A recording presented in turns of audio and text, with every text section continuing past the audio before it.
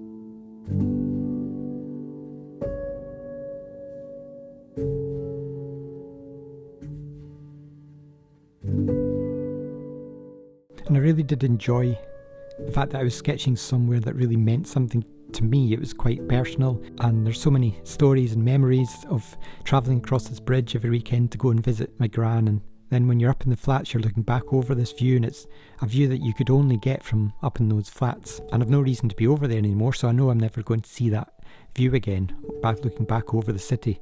It was quite a unique view that you could only get from up there, and I will miss that, but at the same time it's nice to be able to draw something that is a memory. And it's quite something that the fact that we've discovered urban sketching and we can go and draw these places, because that's such a rare thing. Normal people don't spend their days going about drawing places. It's just not an activity that people do. But if you're here, I'm assuming that you have discovered urban sketching and the joys that it can bring you. Maybe you could use this as a prompt yourself to go and sketch somewhere that really means something to you or your family, and you'll have a drawing that you can look back on and reminisce about the good old days.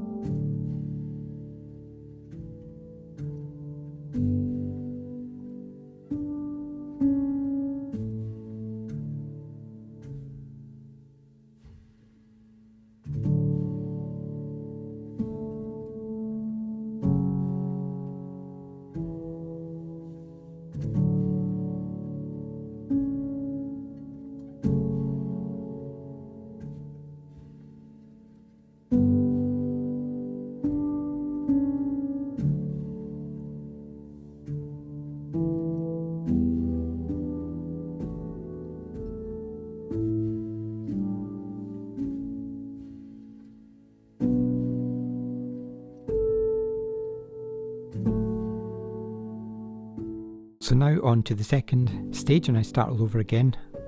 I did a quick scribble with pencil just to get the outline and make sure everything was going to be in place. I really wanted to make sure that in the second half of the sketch that I was actually going to fit in the flats in the background up on the hill, because that's where she lived, and I wanted to make sure that I didn't actually run out of space again, otherwise I would be into a third sketch and would be here for months.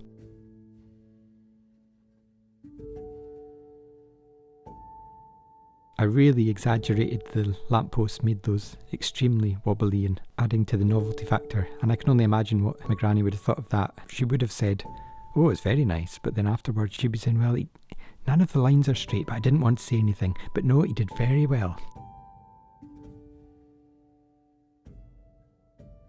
This second half of the sketch was quite different to the first, because the first half was the bridge and it's all big and blocky, whereas the second half is all the houses and it's lots of smaller detail lampposts and little pathways, and the construction of this one is quite different. There's a lot more of working out what goes in front of what, making sure that houses are not cutting across each other, and you've got balconies and there's walls and paths and loads of trees and bushes and stuff, so there was quite a lot of detail to pack into the second half of the sketch, but I felt it was worth going that extra mile. I did want to try and get it right. I don't put too much pressure on myself to get sketches right. In fact, if I put virtually no pressure on myself at all to get sketches right, it doesn't really matter to me, but this one I did want to get it right. I just thought it'd be a nice thing to have.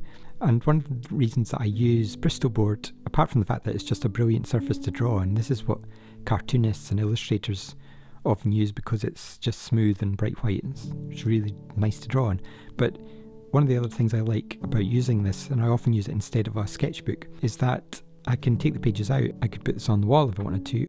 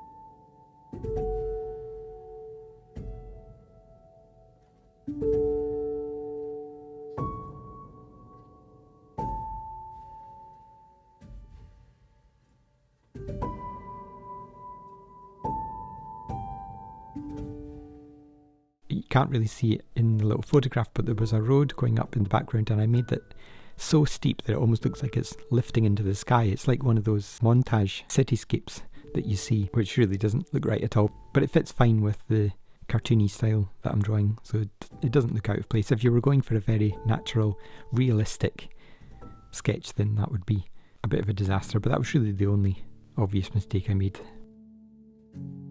I quite liked seeing the two sides coming together. Because this was the first time I was doing it, and I suppose it would be the same idea as if you were using a sketchbook that you can open and draw on both sides, so you draw the left side and then the right side. But when I do use sketchbooks, I tend to start drawing instinctively on the right side of the page, so I wouldn't have been able to continue this, because when I started this I wasn't actually planning to do a panoramic. It was only going to be on one sheet, so if I'd started on the right side of a sketchbook I wouldn't have been able to do this.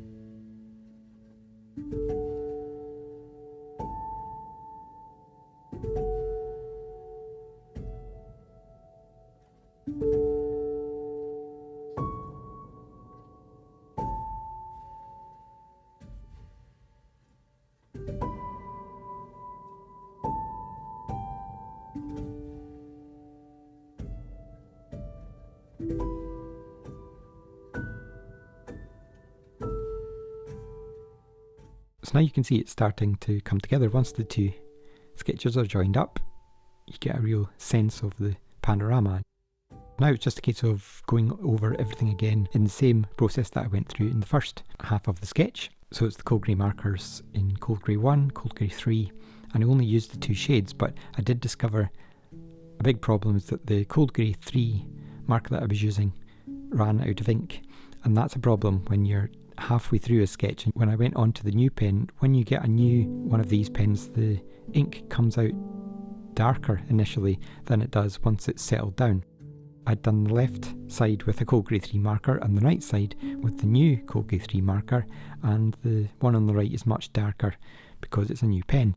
So what I ended up having to do was go back over all the dark shades again on the left side so that it matched up with what I was seeing on the right side. So that meant even more work. So this was really turning into a bit of an epic. Goodness knows what I would have done if I was trying to sketch this on location. I couldn't sit for 4.5 hours.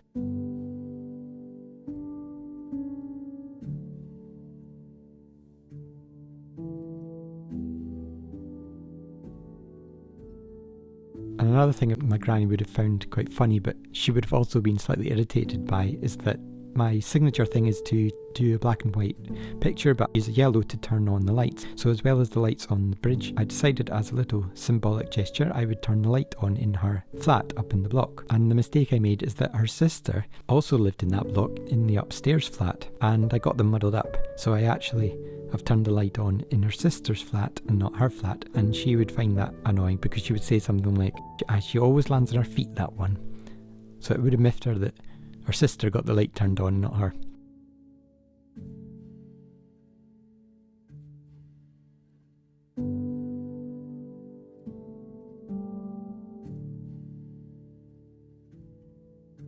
I felt at this stage that the sketch was missing a bit of contrast under the arches, so that's why I went back under all of the arches and added in solid shading, but because I'd used two different pens there's still a bit of variation in the tone.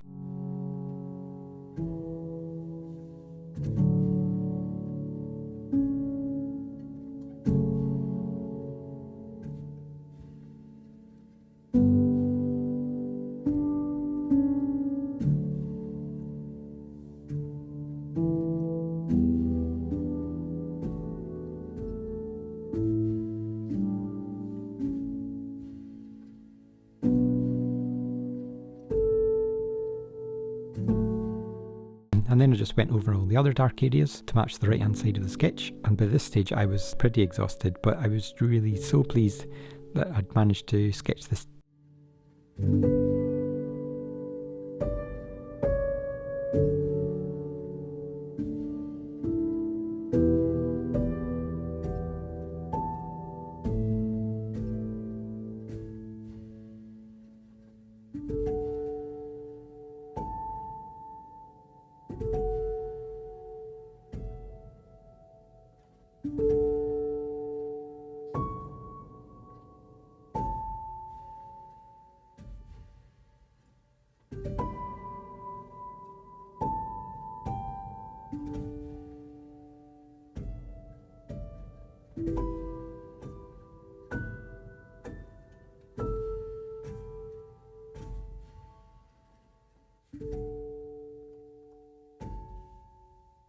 And I think if my granny was around today, she would have enjoyed seeing this, and I hope she would be able to verify that there are, this time, the correct number of arches.